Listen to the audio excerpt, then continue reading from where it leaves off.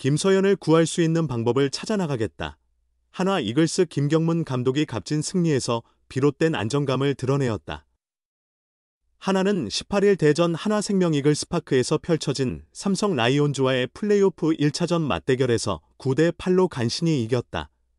선발 에이스인 폰스가 6실점, 5자책점으로 좋지 못한 모습을 보이며 어려움을 겪었으나 타선이 날카로운 집중력을 보여주며 경기의 흐름을 완전히 바꾸었다. 선발 투수 문동주가 7회부터 구원으로 등판하여 이닝을 무실점으로 틀어막은 것이 매우 중요했다. 문동주는 이날 자신의 개인 최고 기록인 162km의 뜨거운 강속구를 선보여 탄성을 이끌어냈다. 한화 타선은 홈런은 없었으나 15개의 안타를 터뜨렸다. 주장 최은성이 역전 적시타와 추가 득점타를 터뜨리는 등 큰 활약을 했고 문현빈과 손아섭 또한 중요한 순간에 적시타를 만들어내며 경기의 흐름을 전환시켰다. 하지만 9-6으로 앞서고 있던 9회 말 마무리 김서현이 불안한 모습을 보이며 아슬아슬하게 따라붙는 것을 허용한 것은 아쉬운 부분으로 남았다. 아래는 경기가 끝난 후 김경문 감독과 진행한 질의응답. 경기 총평은 첫 경기라 타격이 이렇게 터질 거라 생각하지는 않았다. 타선이 기대 이상으로 적시타를 잘 쳐줬다. 새 홈구장에서 첫가을 축제가 열렸는데 팬들께 승리로 보답해 매우 기쁘다. 문동주는 7회만 기용하려 하다. 던지는 걸 보고 8회까지 가는 게 좋겠다고 생각해 2이닝을 맡겼다. 남은 시리즈는 투수 코치와 상의의 투입 여부를 결정하겠다. 또 뒤에서 나올 수 있고 딱 뭐라고 얘기하기는 힘들다. 김서현이 부진했는데 깔끔하게 끝났으면 했다. 지금 다 얘기하기는 그렇고 김서현의 자신감을 살리는 게 중요하다. 팀도 이겨야 한다. 코칭 스태프와 대화를 하며 살릴 수 있는 길을 모색하겠다. 김서현을 과감하게 교체했는데 정규 시즌은 저도 그 다음 만회가 된다. 연승할 수 있다. 하지만 가을 야구는 지면 다음 기회가 없다. 김범수가 큰 일을 해줬다. 쉽지 않은 상황이었다. 폰세가 실점이 많았는데 폰세가 투구수도 늘어나고 실점도 많아졌지만 5회는 넘겨야 하지 않을까 생각했다. 그래도 갈 때까지 가보려고 했다. 6회까지 던져줬다. 본인은 한 이닝 더 던지겠다고 했는데 충분히 많이 던졌다. 폰세가 6회까지 버텨줬기에 이길 수 있었다. 폰세와 구자욱이 신경전을 벌였는데 타자는 타자 입장이 있고 투수는 투수 입장이 있다. 올 시즌 끝나고 난 후 감독자 회의에서 이야기가 나와야 할 부분이다. 투수는 투수 입장에서 시간 안에 던지는 건인데 타자는 인터벌이 길다고 느낄 수 있다. 오랜만에 실전인데 타자들이 잘 터졌다. 타자들이 기대 이상으로 잘 쳐줬다.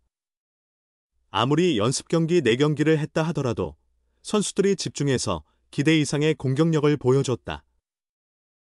첫 경기 점수 많이 날 거라 생각 안 했다. 그만큼 야구가 참 어렵다. 한화 이글스의 차세대 마무리 김서현이 프로에 데뷔한 이후 처음으로 포스트 시즌 경기를 치르게 됐다. 정규 시즌 동안 보여준 뛰어난 구위와 강한 멘탈은 큰 경기에 대한 기대를 높였지만 최근 마지막 등판에서 허용한 끝내기 홈런의 아픔을 씻어내는 것이 가장 시급한 과제다. 한화는 17일 시작되는 2025 신한 솔뱅크 KBO 포스트 시즌 플레이오프 오전 3선승제에서 삼성 라이온즈와 맞대결을 펼친다. 한화가 체력적 여유와 투수력에서 우위에 있다는 평가를 받는 반면 삼성은 타선의 힘과 준 플레이오프에서 거둔 역전승의 파워가 강력하다. 특히 한화는 코디 폰세, 나이언 와이스, 류현진, 문동주로 구성된 선발 1에서 4번이 전체 10개 팀 가운데 최고 수준이다. 아리엘 후라도, 원태인, 헤르손 가라비토, 최연태가 등판하는 삼성의 선발 라인업보다 한 단계 더 나은 것으로 평가받는다. 하지만 선발 투자가 경기를 시작부터 끝까지 맡아 던지지 않는 이상 게임 후반을 책임질 불펜의 역할 또한 매우 중요하다.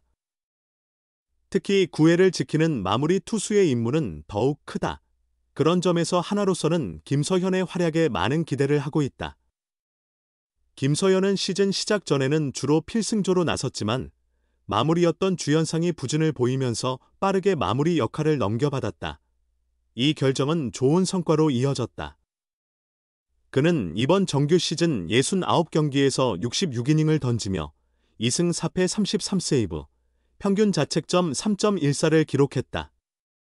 그는 시속 150km에 달하는 강력한 직구로 상대 타자들을 압도했다. 7월까지는 1점대 평균 자책점으로 튼튼한 마무리의 모습을 보였고 8월에는 약간 불안했으나 9월에 다시 제 모습을 찾았다. 하지만 10월의 마지막 등판이 문제였다. 김서현은 지난 1일 스스지 랜더스를 상대로 팀이 5위로 앞선 9회 말에 마운드에 올랐다.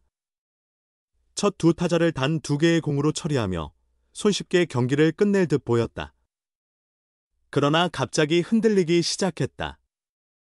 대타 류효승에게 중전 안타를 허용하더니 이어나온 대타 현원혜에게 2점 홈런을 맞았다.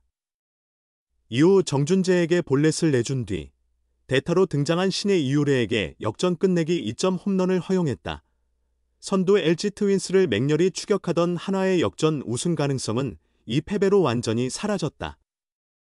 경쟁팀 LG의 우승을 확정지은 역전패였기에 어린 투수에게는 큰 충격일 수밖에 없었다. 이후 김서현은 정규 시즌 마지막 경기에 출전하지 않았고 한화는 2위로 포스트 시즌을 준비했다. 충격적인 패배 이후 충분히 마음을 다스릴 시간이 있었다는 점이 그나마 위안이었다. 한화로서도 김서현 개인에게도 이번 포스트 시즌은 중요한 시험대다. 한화가 정규 시즌에 이루지 못한 우승을 이루기 위해서는 반드시 포스트 시즌을 통과해 한국 시리즈에 올라야 한다. 만약 마무리 투수 김서현이 흔들린다면 투수진 전체의 운용이 흔들릴 수밖에 없다. 한화를 넘어 국가대표 마무리로 성장해야 할 김서현이다. 그러기 위해서는 좋지 않은 기억을 완전히 털어내고 큰 무대에서 자신 있게 공을 던져야 한다. 아픔을 딛고 한 단계 성장한 모습을 보여줄 절호의 기회다. 불펜이 불안하다는 평가를 받았던 삼성은 준 플레이오프에서 안정감을 되찾았다. 배찬승, 이호성, 이승민 등 젊은 투수들이 강속구로 위기를 넘겼고 9회는 베테랑 김재윤이 책임졌다. 특히 정규 시즌 내내 부침이 심했던 김재윤은 준 플레이오프에 들어 9위를 되찾으며 박진만 감독의 걱정을 덜었다. 그는 준 플레이오프에서 팀이 승리한 3경기 모두를 완벽히 지켜냈다. 21세 영권 김서현과 35세 베테랑 김재윤의 마무리 대결 역시 이번 포스트 시즌에서 놓칠 수 없는 관전 포인트다. 플레이오프, PO 오전 3승제를 하루 앞둔 17일, 양 팀이 최종 엔트리를 확정했다. 하나는 전체 30명 중 무려 20명이 큰 경기라 불리는 포스트 시즌 무대를 처음 밟는 선수들이다. 지난 6년간 가을 야구에 나서지 못했던 암흑기의 여파가 그대로 드러난 셈이다. 하나가 이 약점을 극복해야만 한국 시리즈로 향하는 도전이 이어질 수 있다. 그 중에서도 가장 큰 관심을 받는 인물은 마무리 김서현이다. 프로 3년차 우한 김서현은 필승조를 거쳐 올해 초반 마무리로 전환하며 한화의 뒷문을 확실히 지켰다. 그는 데뷔 후 첫 풀타임 마무리 시즌에서 69경기, 66이닝에 등판해 33세이브, 리그 2위 2승 4패 2홀드 평균 자책 3, 14를 기록하며 눈부신 활약을 펼쳤다. 한화의 정규 시즌 2위 달성에 큰 역할을 한 셈이다. 김서현은 최근 2차례의 연습 경기에서 트라우마를 지워내는 데 주력했다. 지난 9일 대전 하나생명볼파크에서 열린 독립야구단 연천 미라클전에서 마무리로 등판해 1이닝 무실점을 기록했다. 세스지전 블론 세이브 이후 첫 등판이었다. 그러나 경기 내용은 여전히 만족스럽지 못했다. 시속 150km 중반의 빠른 공에는 힘이 있었지만 1사 후 연속 볼넷으로 위기를 자초했고 안타도 하나 허용했으나 실점 없이 이닝을 마쳤다. 이어 12일 상무와의 연습 경기에서는 1이닝 동안 1탈3진 무실점을 기록하며 안정감을 찾았다. 퓨처스리그 강타자 한동희를 땅볼로 잡아내는 장면도 있었다. 여전히 불안한 부분이 노출되긴 했지만 팀의 미래를 고려할 때 시즌 내내 활약해온 젊은 마무리를 포스트 시즌에서 교체하기란 쉽지 않다. 또한 김서현만큼 압도적인 구위를 지닌 불펜 투수도 드물다.